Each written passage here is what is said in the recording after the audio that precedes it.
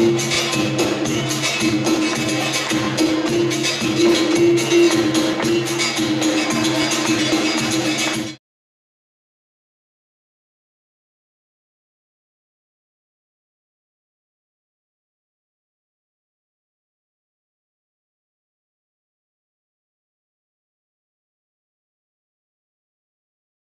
once gave a cigarette to a little old woman in the Penan encampment and watched in my amazement as she tore it apart to distribute the individual strands of tobacco equitably,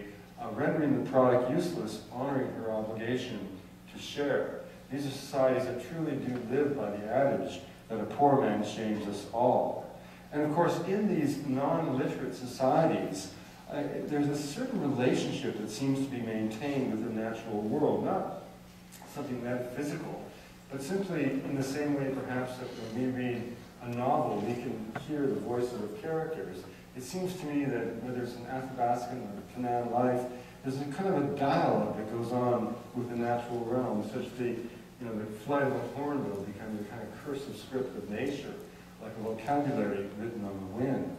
But unfortunately, by the time I got to Sarawak in the late 80s, the sound of the